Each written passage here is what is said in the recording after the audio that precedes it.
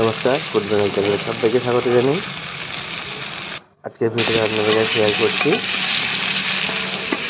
চিংড়ি মাছ ও ওলকপি আর তেঁতুল দিয়ে টক। বন্ধুরা, ভিডিওটা ভালো থাকলে আপনারা দেখতে থাকুন কীভাবে রান্নাটা করা হচ্ছে। সবার প্রথম ওলকপি, যেটা বেসিক্যালি শীতের সময় খুব ভালো পাওয়া যায়, আর আদার সিজনে খুব একটা ভালো পাওয়া যায় না। সবার প্রথম ওলকপিটাকে ছোটো ছোটো কিউব করে কেটে নেওয়া হয়েছে, আর তারপর উনুনটাকে ধরানো হলো। উনুনটাকে ধরিয়ে কড়াই বসিয়ে কড়াইয়ের মধ্যে তেল দিয়ে বেঁচে রাখা চিংড়ি মাছ নুন হলুদ মাখিয়ে ভালো করে তেলে ভেজে নিতে হবে। তো চিংড়ি মাছের খোসা ছাড়িয়ে নুন হলুদ মাখিয়ে কিছুক্ষণ রেখে দেওয়া হয়েছিল। তারপর এটা গরম তেলে দিয়ে ভেজে নেওয়া হলো। আর কড়াইতে যেটুকু অবশিষ্ট তেল রয়েছে ওর মধ্যেই ওলকপিটাকেও ভেজে নেওয়া হচ্ছে।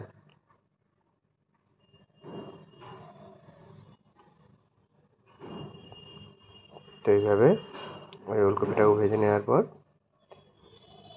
আর একটা পাত্রে ওলকপিটাও নামিয়ে রাখা হচ্ছে। আর চিংড়ি মাছটা ভাজা কমপ্লিট। আর একটা বাটিতে পাকা তেঁতুল ভালো করে ভিজিয়ে চটকে রাখা হয়েছে।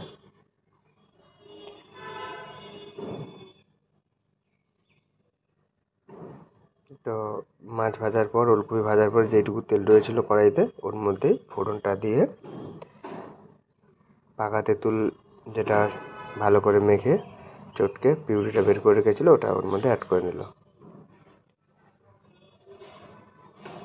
তো টকটা আপনারা পাতলা কি মোটা খাবেন সেটা আপনাদের উপর ডিপেন্ড করছে। আর যদি পাতলা খান একটু জল বেশি দিতে হবে, আর যদি একটু মাখা মাখা খান তাহলে একটু কম জল দিয়ে ফোটালেই মাছের টকটা রেডি।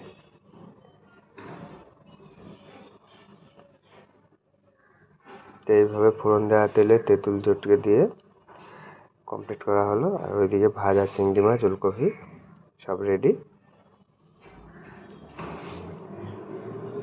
তার তেঁতুল জলে স্বাদ পরিমাণ মতো লবণ এবং হলুদ দিয়ে দেওয়া হবে কড়াইতেই।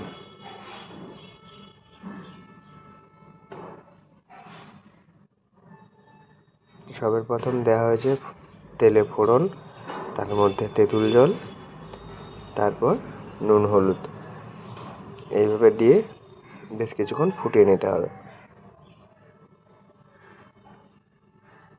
কিছুক্ষণ ফুটে আসার পর ভেজে রাখা ওলকপি ও ভেজে রাখা চিংড়ি মাছ এই দুটোই একসাথে অ্যাড করে নেওয়া হলো।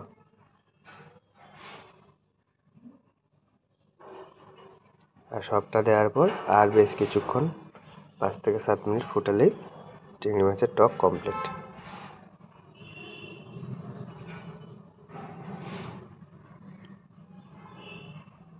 এইভাবে আপনারাও ট্রাই করতে পারেন বাড়িতে। আর মেদিনীপুরে এইদিকে একটু লোকেরা তেঁতুল টক বা পান্তা দুটোই খুব ভালোবাসে।